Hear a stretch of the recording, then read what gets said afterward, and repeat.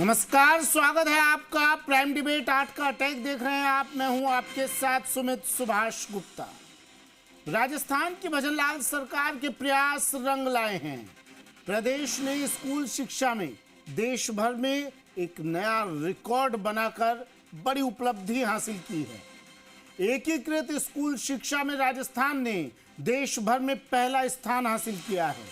नीति आयोग की school education system in India temporal analysis and policy road map for quality enhancement की latest report में ये तथ्य सामने आया कि साल 2024-25 में कक्षा पहली से 12वीं तक एकीकृत शिक्षा उपलब्ध करवाने वाले अकेले राजस्थान का आंकड़ा पूरे देश का लगभग 35% दर्ज हुआ, जबकि पूरे देश में केवल 5.4% विद्यालय ऐसे थे जिनमें पहली से 12वीं कक्षा तक एकीकृत शिक्षा की सीमित रही।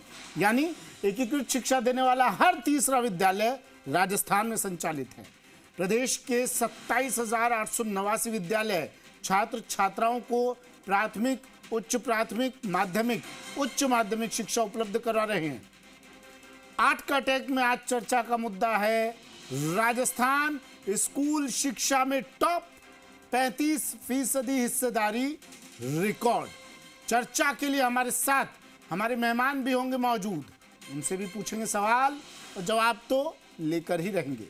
लेकिन उससे पहले देखिए ये रिपोर्ट।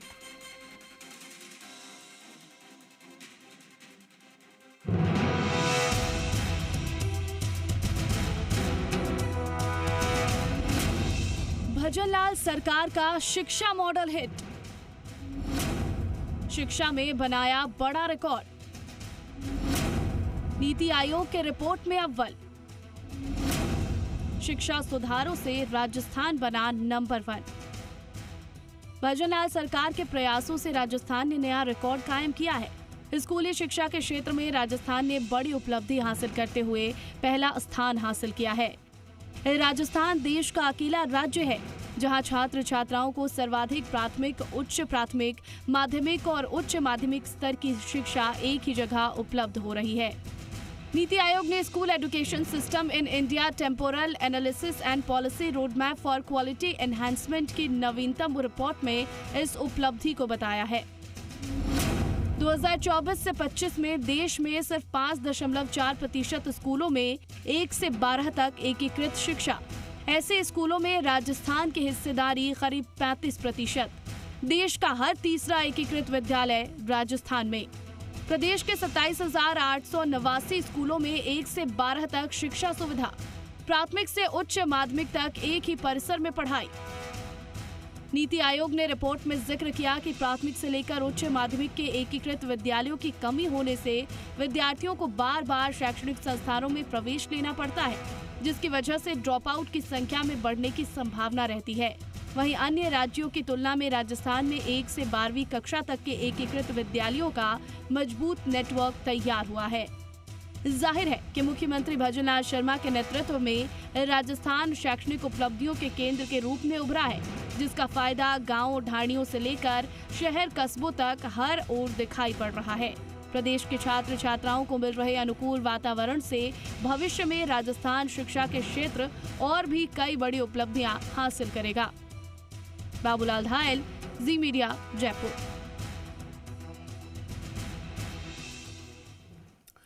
तो ऐसे पढ़ेगा इंडिया तभी तो बढ़ेगा इंडिया।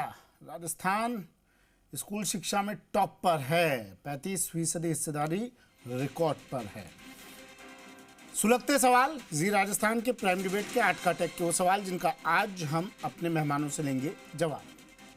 सवाल नंबर 1, सीएम भजनलाल का शिक्षा विजन राजस्थान कैसे बना नंबर 1? 22 साल में इस विजन ने राजस्थान को शिक्षा के क्षेत्र में टॉप पर पहुंचा दिया है। आगे और क्या रणनीतियां? सवाल नंबर 2, कैसे होगा शिक्षा का विस्तार और क्या होंगे नवाचार? भजनलाल सरकार लगातार शिक्षा के क्षेत्र में नवाचार कर रही है और स्क्रीन पर दिख रहा ये तमाम चीज़ें आज उसी का परिणाम है। आगे और क्या क्या नवाचार होंगे? सवाल नंबर 3, अन्य राज्यों को राजस्थान से क्या सीख लेने की ज़रूरत। राजस्थान में शिक्षा की वाणी गांव-गांव, ढाणी-ढाणी तक पहुंचाई जा रही है। सरकार की यही कोशिश है, भजनलाल सरकार की। अन्य राज्यों की नज़रें भी राजस्थान पर है और सीख ले रहे हैं। क्या सीख लेने की ज़रूरत? आज ये वो 3 सवाल जिनका हम लेंगे जवाब। हमारे साथ हमारे मेहमान जुड़ गए हैं। परिचय मैं करवा देता हूं एक एक कर अपने मेहमानों का। रमेश पुष्करणा जी राष्ट्रीय शिक्षक संघ के प्रदेशाध्यक्ष हैं, हमारे साथ जुड़ गए हैं। रमेश सर, स्वागत है आपका जी राजस्थान पर प्राइम डिबेट आज का टेक में। और डॉक्टर चेतन राजपुरोहित बीजेपी प्रवक्ता हमारे साथ जुड़ गए हैं। चेतन जी, आपका भी स्वागत है सर जी राजस्थान पर आज का टेक में। डिबेट की शुरुआत कर रहा हूं और चेतन जी मैं पहले आप ही के पास आ रहा हूं। पहले तो बधाई के पात्र हैं आप और आपकी सरकार। जो सपना राजस्थान के स्टूडेंट्स ने देखा, उनके पेरेंट्स ने देखा, हर उस सपने को लगातार साकार कर रही है राजस्थान की सरकार। किस तरह से ये विजन मुख्यमंत्री भजनलाल शर्मा का धरातल पर साकार होता नजर आ रहा है सर? डॉक्टर चेतन राजपुरोहित जी, देखिए, जब से इस सरकार का गठन हुआ है, माननीय मुख्यमंत्री जी की संवेदनशीलता देखी। उनका प्रथम प्राथमिकता हमारे युवा बच्चों को और बच्चियों को गुणवत्तापूर्ण शिक्षा अच्छे माहौल में सुविधाओं सहित, आधुनिक सुविधाओं सहित कैसे मिले, इसके ऊपर काम करना शुरू किया। और माननीय मदन दिलावर जी, माननीय शिक्षा मंत्री जी ने भी इसके ऊपर माननीय मुख्यमंत्री जी के निर्देशों पर अमल करते हुए कितने सेक्टर में काम किया। सुमित जी, अगर बताना शुरू करूं मैं आपको, अब पीएम श्री विद्यालय ले लीजिए आप, 500 डिजिटल लाइब्रेरी स्थापित की है। आप बिल्डिंग को ले लीजिए, इंफ्रास्ट्रक्चर को ले लीजिए, करीब 4000 विद्यालयों में 8000 डिजिटल क्लासरूम बनाए हैं। बच्चों की स्कूटी की बात कर लीजिए, साइकिलों की बात कर लीजिए, आधुनिक लैब की बात कर लीजिए, कंप्यूटर सेंटर की बात कर लीजिए, स्कूलों की बिल्डिंग के कायाकल्प की बात कर लीजिए। और तो और हमारे गुरुजन जिनके प्रमोशन पदोन्नतियां ड्यू थी, ऐसे करीब 50,000 गुरुजनों का पदोन्नति दी गई। पदोन्नति से फायदा क्या हुआ? कई उत्साह का संचार होता है शिक्षकों में, गुरुजनों में, और वो पढ़ाने में और ज्यादा तन्मयता से लगता है, क्योंकि हक मिलता है, जो ड्यू है वो मिल जाता है, तो निश्चित रूप से उत्साह का संचार होता है। अब आता हूं मैं मूल मुद्दे पर। आज जैसे आपने बताया एकीकृत विद्यालय 1 से 12वीं तक, देश के अंदर जो रेशियो है 5.4% का है, राजस्थान के अंदर 35% का है। 27,889 विद्यालय है। आप याद करिए सुमित जी, यही कांग्रेस पार्टी ने जब स्कूलों को मर्ज करने का काम किया, और उन स्कूलों को मर्ज करने का काम किया जहां नामांकन नहीं था, जहां 15 बच्चे और 17 टीचर थे, उन स्कूलों को एक स्कूल में, नजदीकी स्कूल में, वो भी दूर नहीं, नजदीकी स्कूल में जब मर्ज करने का काम किया, इसी कांग्रेस पार्टी ने विरोध किया था। ड्रॉप आउट की समस्या का सबसे बड़ा मूल कारण अभी जो सर्वे हुआ है, जो 1 मार्च से लेकर के और अप्रैल तक जो पूरा हुआ है, उसके अंदर 14,888 बच्चे ऐसे थे जो तीसरी से 9वीं क्लास के बीच में स्कूल छोड़ दी थी उन्होंने।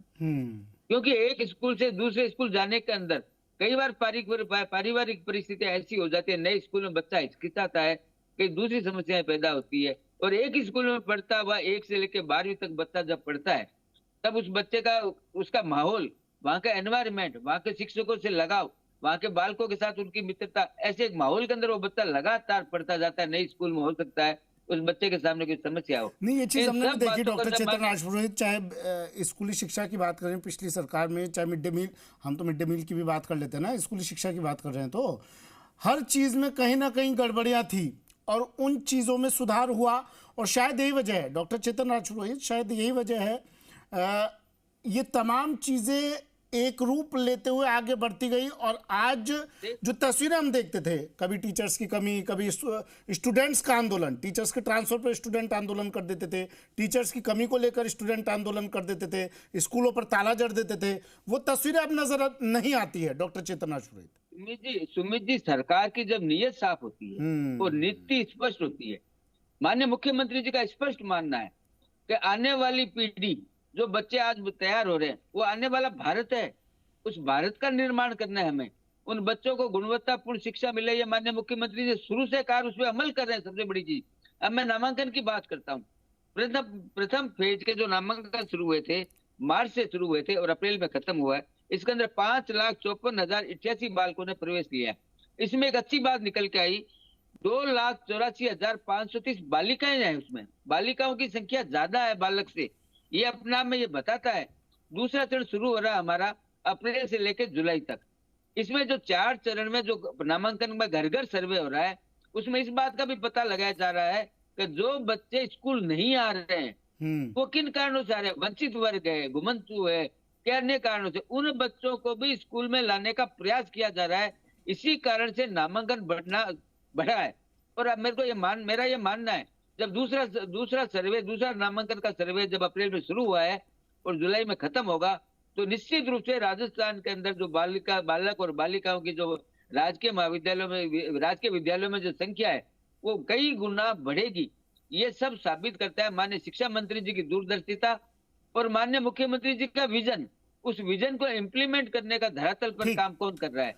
शिक्षा मंत्री जी के माध्यम से। बिल्कुल, मैं फिर से लौट रहा हूँ डॉक्टर चेतन राजपुरोहित आपके पास, और जब मैं लौटूंगा तो आपसे सवाल ये होगा कि पिछली सरकार में ऐसी कौन से अधूरे काम रह गए थे जो चुनौती बनकर आपके सामने मुंह बाए खड़े थे और उन चुनौतियों को आपने पार पाया? हमारे साथ विपिन प्रकाश शर्मा जी, राजस्थान प्राथमिक एवं माध्यमिक शिक्षक संघ के प्रदेशाध्यक्ष जुड़ गए हैं। विपिन जी, स्वागत है सर आपका जी राजस्थान पर आज का टेक में। और राजेंद्र हंस जी, पूर्व जिला शिक्षा अधिकारी, भी हमारे साथ जुड़ गए हैं। राजेंद्र हंस साहब, आपका भी स्वागत है जी राजस्थान पर आज का अटैक में। सबसे पहले राजेंद्र हंस साहब, मैं आपके पास आ रहा हूँ, क्या क्या कमियां आपको नजर आती थी और कितना इन 2-2.5 सालों में, आप तो अब भाई आपने अहम पदवी पर रहे हैं, आप बारीकी से बता पाएंगे दर्शकों को धरातल पर क्या कमियां थी और कितना बदलाव नजर आया जो नीति आयोग ने ये रिपोर्ट जारी कर दी? देखिए, नीति आयोग की रिपोर्ट बिल्कुल सही है। मैं एक बार कहना चाहता हूं आपसे कि जब कोई पेड़ छाया देता है तो हम ये कह दें कि पेड़ छाया दे रहा है, उसकी जड़ों को न देखें, तो ये बहुत अच्छी बात नहीं है। राजस्थान में शिक्षा का स्तर हमेशा से ही अब पिछले 10-15 साल से बढ़ता जा रहा है। चाहे पहले कोई भी गवर्नमेंट रही हो, सबने शिक्षा के लिए बहुत अच्छा सा काम किया है। ये बात अलग है कि पहले भी किन्हीं क्षेत्रों में हमारा राजस्थान में शिक्षा का स्तर बहुत अच्छा रहा। और जैसा कि भी बात चल रही थी कि हमने इस तरह की जो जातियां हैं, घुमंतु जातियां हैं, या जो बच्चे स्कूल नहीं जाते हैं, रेगुलर नहीं है, उनको रेगुलर लाने की बात है, तो बहुत सारे इस तरह के काम किए हैं। और इसके अलावा कुछ बहुत सारे नवाचार भी किए हैं, और उन नवाचारों में घर घर जाकर शिक्षा देना भी एक शामिल था। ऑनलाइन शिक्षा का जब क्रेज हुआ, कोरोना काल आया, कोरोना काल में भी एक बहुत अच्छा रहा। और मैं आपको ये याद दिला देना चाहता हूं कि कोरोना काल में भी जो एजुकेशन का स्तर था वो भारत में हमारा राजस्थान नंबर 1 पर था। जो गवर्नमेंट कोई भी रही उससे कोई मतलब नहीं, लेकिन अभी ये बहुत अच्छी बात है कि ये गवर्नमेंट भी बहुत अच्छा सा काम कर रही है। माननीय मुख्यमंत्री जी और शिक्षा मंत्री जी ने भी अपने शिक्षा के लिए बहुत अच्छी सी अलग जगाई है, और गांव-गांव, ढाणी-ढाणी में घूम कर इन्होंने शिक्षा का प्रचार प्रसार किया है। मैं समझता हूं कि कहीं न कहीं वो परिणाम देता है, और परिणाम सामने है कि नीति आयोग अगर ये कह रहा है कि राजस्थान में शिक्षा नंबर 1 पर है, तो मैं बिल्कुल इस बात से सरोकार रखता हूं कि नंबर 1 है, पहले भी था नंबर 1, आज भी है नंबर 1, और मेरी उम्मीद है कि राजस्थान नंबर 1 ही रहेगा, क्योंकि यहाँ पर शिक्षकों का जो योगदान है, खास करके मैं आपको शिक्षकों के उस योगदान की याद दिलवाना चाहता हूं कि हमारे यहाँ पर शिक्षक जो हैं वो बहुत बेहतरीन काम करते हैं।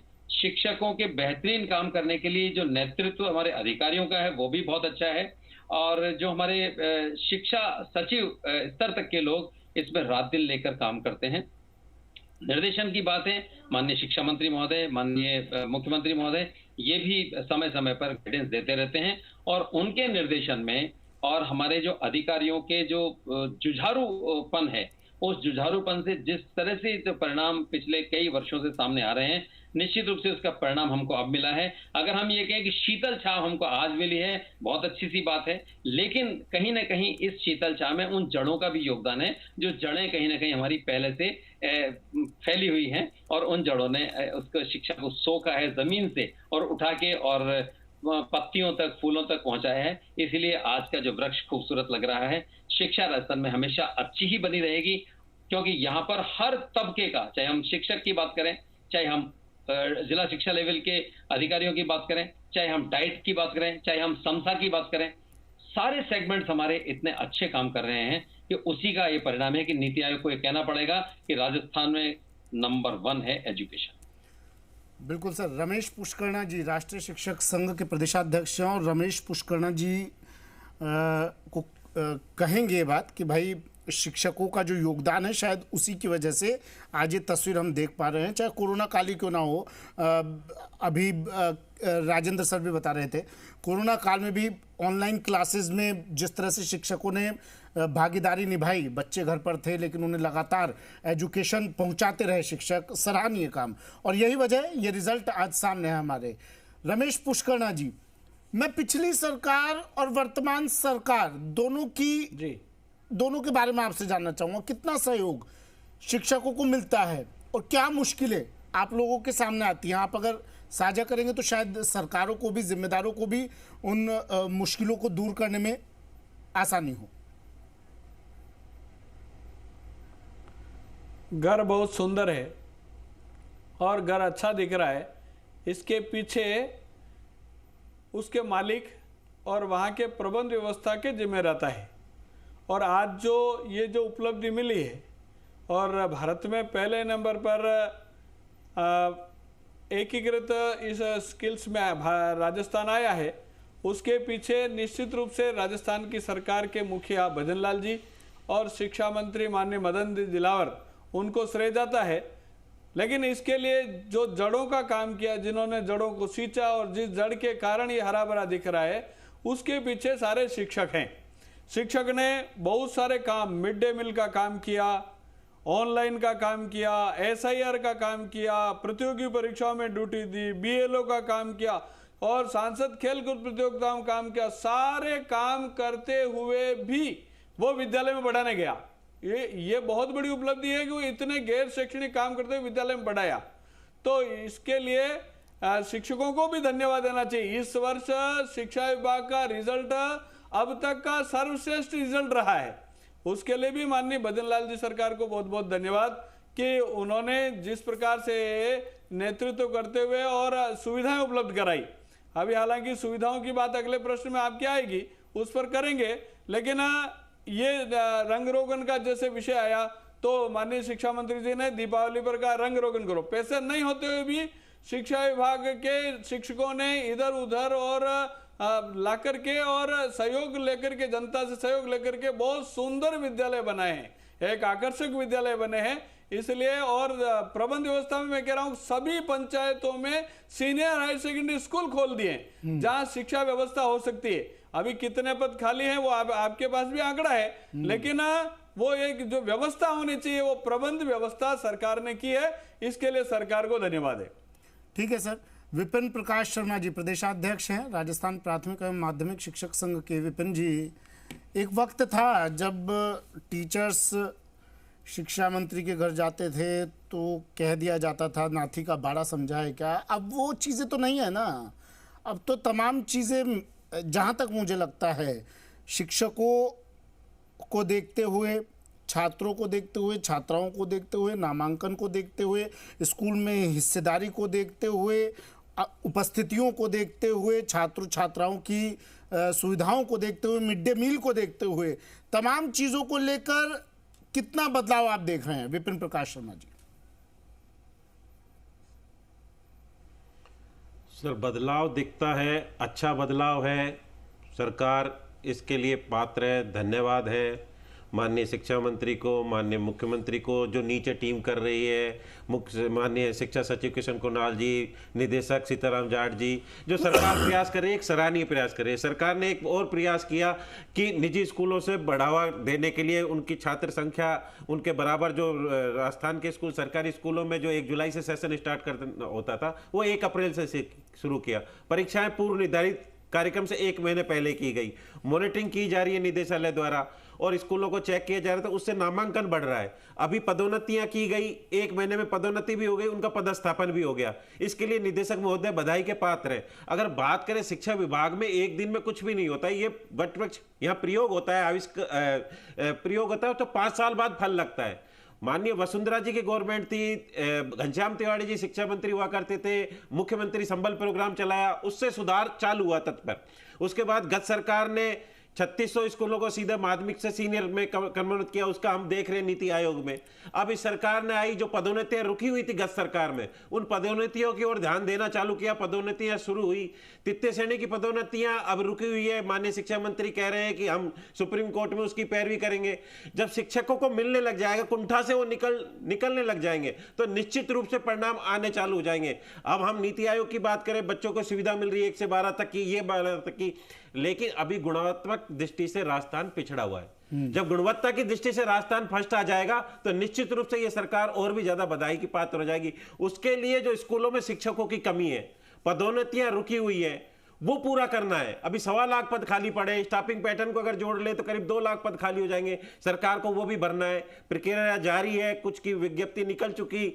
विशेष शिक्षा की बात करें तो सरकार ने अच्छा काम किया, पहली बार पूरे हिंदुस्तान में पहली बार है कि दिव्यांगों के लिए उन्होंने व्याख्याता लगाए। अच्छा काम करे, नो डाउट अच्छा काम करिए, उसके रिजल्ट आ रहे हैं और मैं कह रहा हूं कि रिजल्ट आएंगे तो आगे आगे बढ़ते चले जाएगा। राजस्थान की जो गुणवत्ता की दृष्टि से पिछड़ा हुआ है, वो मैं कहता हूं कि संसाधन की दृष्टि से और गुणवत्ता की दृष्टि से वो दिन दूर नहीं, जब राजस्थान इस पूरे देश में प्रथम आ जाएगा। नहीं, अच्छी बात है। और देखिए धीरे धीरे तमाम चीज़ों को, कमियों को दूर किया जाता है। 2.5 साल में जितने काम हुए हैं, अभी 2.5 साल और बाकी हैं, 2 साल और बाकी हैं। उसमें जो भी चीज़ें आपने बताई बाकी बेहतर तरीके से डॉक्टर चेतन राजपुरोहित ही जवाब दे पाएंगे। डॉक्टर चेतन राजपुरोहित, विपिन जी का सवाल वही है जो मैं आपके पास छोड़ कर गया था कि भाई आगे आने वाले वक्त में आपको क्या चुनौतियां नजर आती हैं जो पिछली सरकारें छोड़कर गई हैं? हालांकि कई काम आप लगातार पूरे कर रहे हैं, विकास के पथ पर राज्य को तो बढ़ा ही रहे हैं, साथ में स्कूली शिक्षा को भी दिन रात आगे आप लेकर जा रहे हैं, लेकिन और क्या आगे आपको चुनौतियां नजर आ रही है डॉक्टर चेतन राजपुरोहित? सुमित जी, चुनौतियां तो थी ना जब सत्ता में आए थे। और आप याद करो, बारिश का मौसम आया था, झालावाड़ में घटना हुई थी। वो कोई 6 महीने की घटना नहीं थी, वो पुरानी बिल्डिंग थी, जर्जर अवस्था में थी और हमारे बच्चों की मौत हो गई। बड़ा दुख के साथ कह रहा हूँ। नहीं, हमने देखा भी उसके बाद किस तरह आपने अभियान चलाया, जर्जर स्कूलों को चिन्हित किया गया, उनका दुरुस्तीकरण किया गया। सरकार ने उन चुनौतियों को गंभीरता के साथ लिया और ये कृत संकल्पित हुए, संकल्प लिया कि चुनौतियों से मुकाबला करके राजस्थान के बच्चों का भविष्य सुधारने के लिए सरकार को काम करना है, उस दिशा में आगे बढ़ना है। हमारे मित्र भी बता रहे थे प्रमोशन की, बिल्कुल सही कह रहे थे, 12,000 प्रमोशन पिछले महीने हुए। मैं एक बात कहना चाहता हूँ, पिछली सरकार घोषणा तो करती थी लेकिन बजट की व्यवस्था नहीं करती थी, इंफ्रास्ट्रक्चर की व्यवस्था नहीं करती थी और हर चीज में राजनीति खोजती थी। आप याद करिए लक्ष्मणगढ़ की घटना, मैं आपको बताना चाहता हूँ, ऐसा लगता था शिक्षा मंत्रालय का मतलब लक्ष्मणगढ़। क्यों होता था ऐसा? क्योंकि सर्वत्र नहीं सोचा जाता, केवल अपना निजी स्वार्थ के लिए जब किसी पार्टी के नेता जब सोचने लगते हैं तो पूरे प्रदेश का नुकसान होता है।